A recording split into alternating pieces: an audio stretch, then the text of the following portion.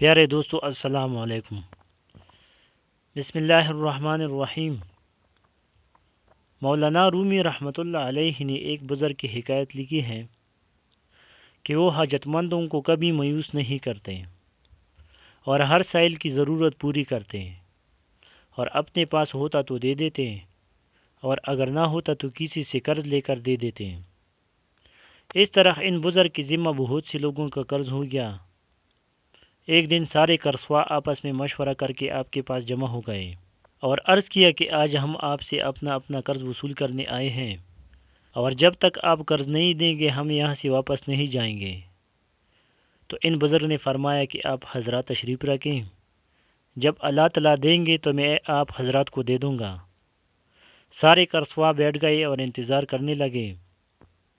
اسی دوران باہر سڑک کی طرف سے آواز محسوس ہوئی۔ بزرگ نے خادم سے معلوم کیا کہ کی آواز ہے۔ خادم نے بتایا کہ ایک بچہ ہے جو حلوہ بیچ رہا ہے۔ بزرگ نے فرمایا کہ اس کو بلاؤ اور ان مہمانوں کی خاطرداری کرو۔ خادم نے اس بچے کو بلایا اور معلوم کیا کہ حلوہ کتنا ہے اور کتنے کا ہے، اور پھر ان بزرگ کو اس کی اطلاع کی۔ انہوں نے اس بچے سے فرمایا کہ سارا حلوہ تول دو اور ان سب کو کھلا دو اور تم بھی کھاؤ۔ چنانچہ اس بچے نے حلوہ تول دیا اور ان سب کو کھلا دیا۔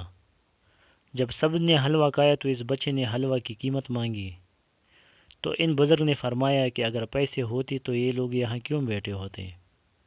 یہ لوگ اس لیے یہاں بیٹھے ہیں کہ ہمارے پاس پیسے نہیں ہیں۔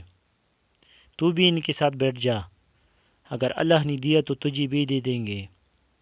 یہ سن کر وہ بچہ زور زور سے رونے لگا اور کہا کہ اگر میں پیسے لے کر نہ جاؤں تو میری ماں مجھے مارے گی۔ ابھی یہ باتیں ہو رہی تھی کہ کسی نے ان بزرگ کے دروازے پر دستک دی۔ خادم نے دیکھا کہ ایک صاحب ہے جو اپنے ہاتھ میں ایک تیلا لے کھڑا ہے اور فرماتے ہیں کہ حضرت کے لیے یہ تحفہ لایا ہوں، اس کو آپ تک پہنچا دو۔ خادم اس کو لے آیا اور حضرت کے سامنے پیش کیا۔ بزرگ نے فرمایا کہ اس کو کھولو اور دیکھو کہ کیا ہے۔ جب دیکھا تو اس میں اشرفیاں تھیں، اور فرمایا کہ اللہ نے ان قرضخواہوں کے لیے بھیج دی ہیں، ان کو گن گن کر سب کا قرضہ ادا کرو۔ خادم نے ان کو گنا اور قرضخواہوں کو دے دیا۔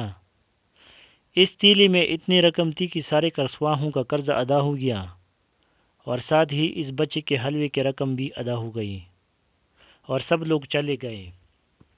اس کے بعد ان بزرگوں نے اللہ کی جناب میں عرض کیا کہ اے اللہ، مجھے یقین تھا کہ آپ ضرور دیں گے، مگر یہ سمجھ میں نہیں آیا کہ آپ نے اتنا رسوا کر کے کیوں دیا۔ اس پر ان کو اللہ کی طرف سے الہام ہوا کہ ہم تو دینا ہی چاہتے تھے، اور یہاں مانگنے والے تو سب تھے مگر کوئی رونے والا نہیں تھا، اس لیے ہم نے تحریر کر دی، اور جب یہ بچہ رونے لگا تو ہم نے اسی برکت سے دے دیا۔ خدا حافظ دوستو۔